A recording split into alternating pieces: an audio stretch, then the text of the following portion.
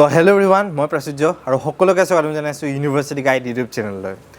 তো বহুতে মোক সুধি আছিল যে গুৱাহাটী বিশ্ববিদ্যালয়ৰ ফৰ্ম ফিলআপ কেতিয়া আহিব বা কটন ইউনিভাৰ্সিটি বা ডিব্ৰুগড় ইউনিভাৰ্সিটিৰ ফৰ্ম ফিলআপ কেতিয়া আহিব। তো আজি সেই ভিডিঅ'টা বনাই পেলাই মই গোটেইখিনি বস্তু ক'ব বিচাৰিছোঁ। আৰু ফাৰ্ষ্ট অফ অল মই ক'ম যে নতুনকৈ যদি আহিছে চেনেলটো প্লিজ ছাবস্ক্ৰাইব কৰিলে ভাল হয়। মই ইউনিভাৰ্সিটি ৰিলেটেড বহুতখিনি ভিডিঅ' বনাইছোঁ আৰু আগন্তুক দিনলৈ বহুতখিনি বনাম। তো এতিয়া গুৱাহাটী ইউনিভাৰ্সিটি ফৰ্ম ফিলআপৰ যদি বিষয় কওঁ জুন মাহত আহিব ফৰ্ম ফিলআপটো আৰু এন্ট্ৰেন্স এক্সামটো জুলাইত হ'ব। তো জুলাই এতিয়া বৰ্তমান ডেট এনেকুৱাকৈ স্পেচিফিক কোৱা নাই, তো জুলাইত হ'ব বুলি ধৰি ৰাখিছে। আৰু যোৱাবাৰ বা আগৰ ৰেকৰ্ড যদি আমি চাওঁ জুলাই 10-15 তাৰিখমানৰ ভিতৰত বা 20 তাৰিখৰ আগত হয়, কাৰণ এইবাৰ CUET অলপ আগবাঢ়িছে যেতিয়া মষ্ট প্ৰবেবলি এবাৰ 1 তাৰিখৰ পৰা 10 তাৰিখৰ ভিতৰত হ'ব লাগে এন্ট্ৰেন্স এক্সামটো। আৰু ফৰ্ম ফিলআপটো জুন মাহত আহি যাব গুৱাহাটী ইউনিভাৰ্চিটিৰ কাৰণে। এতিয়া যদি আমি ডিব্ৰুগড় চাওঁ, ডিব্ৰুগড় এতিয়া কি হয় গুৱাহাটীতকৈ অলপ আগত পাতে এন্ট্ৰেন্সটো।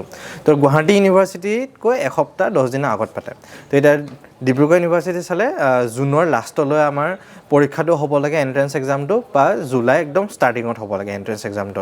আৰু ফৰ্ম ফিলআপটো ডিব্ৰুগড়ৰো জুনত আহি যায় ডিব্ৰুগড়। আৰু কটনটো যদি আমি চাওঁ, কটনটো এতিয়া আমাৰ একদম মে' মাহত ফৰ্ম ফিলআপ দিব পাৰে বা জুনৰ একদম ষ্টাৰ্টিঙত দিব পাৰে, কাৰণ কটনৰ এন্ট্ৰেন্স এক্সামটো জুনৰ লাষ্টৰ ফালে হোৱা দেখা যায় আমাৰ। তো জুনৰ লাষ্টৰ ফালে এন্ট্ৰেন্স এক্সামটো হয় কটনৰ, তো সেইকাৰণে ফৰ্ম ফিলআপটো কিন্তু জুনত আহি যাব পাৰে, একদম ষ্টাৰ্টিঙত বা মে' এণ্ডত আহি যাব পাৰে। চ' সেইখিনি প্ৰবেবিলিটি আছে বৰ্তমান। আৰু যেতিয়া নটিফিকেশ্যন আহি যায়, যেতিয়া আপডেটছ আহি যায়, মই গোটেইখিনি ইনফৰ্ম কৰি দিম সকলোকে মই এই ইউটিউব চেনেলটোতে, ঠিক আছে।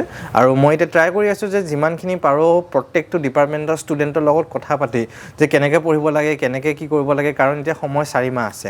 এই 4 মাহত কিদৰে প্ৰস্তুতি কৰিব ইচ এণ্ড এভৰি ডিপাৰ্টমেণ্টৰ গুৱাহাটী ইউনিভাৰ্চিটিৰ ষ্টুডেণ্টখিনিৰ লগতে মই ট্ৰাই কৰিছোঁ। এতিয়া কি হয় গুৱাহাটী ইউনিভাৰ্চিটিৰ ষ্টুডেণ্ট এজন যদি লগত কথা পাতোঁ কোনোবা এটা ডিপাৰ্টমেণ্টৰ, সেই ষ্টুডেণ্টজনে কিন্তু ডিব্ৰুগড়, কটন আৰু CUET বেলেগ বেলেগ ইউনিভাৰ্চিটি এণ্ট্ৰেঞ্চবিলাক দি আহে।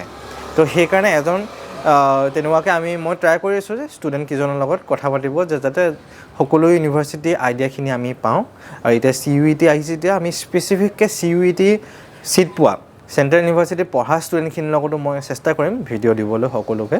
আৰু আগন্তুক দিনলৈ সকলোকে লগ পাম। চেনেলটো ছাবস্ক্ৰাইব কৰিলে ভাল হয়। আৰু আমাৰ B.Edৰ স্পেচিয়েল ভিডিঅ' আমাৰ আহিব। তো B.Edৰ এণ্ট্ৰেঞ্চটো জুলাই লাষ্টত বা আগষ্টৰ ষ্টাৰ্টিঙত হয় গুৱাহাটী ইউনিভাৰ্চিটি, আৰু ডিব্ৰুগড় ইউনিভাৰ্চিটি জুলাই মাজত হয়।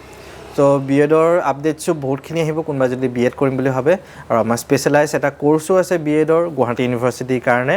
তো আমি এবাৰ লঞ্চো কৰিম নতুনকৈ কোৰ্ছ এটা। লাষ্ট ইয়েৰ কোৰ্ছটো যদি কোনোবাই ল'ব বিচাৰে ৰেকৰ্ডেড আছে, গোটেইখিনি ষ্টাডি মেটেৰিয়েলো অলৰেডি আপলোড হৈ আছে আমাৰ এপত, লিংকটো ডেছক্ৰিপশ্যনত আছে, তাৰ পৰা ডাউনলোড কৰি পেলাই 199ত B.Edৰ কোৰ্ছটো গুৱাহাটী ইউনিভাৰ্চিটিৰ কাৰণে ল'ব পাৰে। আৰু সেই গুৱাহাটী ইউনিভাৰ্চিটিয়ে নহয়, তাৰ লগতে ডিব্ৰুগড় ইউনিভাৰ্চিটি বা বড়োলেণ্ড ইউনিভাৰ্চিটিৰ কাৰণে একেলগে হৈ যায়। অলমষ্ট B.Edৰ এণ্ট্ৰেঞ্চটো একেই হয়। আৰু এতিয়া আমাৰ স্পেচিয়েলাইজ কোৰ্ছটো আহিব জুলাই মাহত গুৱাহাটী ইউনিভাৰ্চিটি, ডিব্ৰুগড় ইউনিভাৰ্চিটি, গোটেইখিনি ইউনিভাৰ্চিটিৰ কাৰণে B.Edৰ এণ্ট্ৰেঞ্চৰ কাৰণে স্পেচিয়েলাইজ আহিব। তো থেংকছ এ লট সকলোকে ভিডিঅ'টো চোৱাৰ বাবে। নেক্সট ভিডিঅ'ত আমি লগ পাম সকলোকে। আৰু মই ক'ব গ'লে মই ভিডিঅ'টো বনাই আছোঁ আমাৰ ডিপাৰ্টমেণ্টৰ পৰা, Guwahati university mass communication and journalism ডিপাৰ্টমেণ্টৰ পৰা। তো নেক্সট ভিডিঅ'ত সকলোকে লগ পাম। ধন্যবাদ।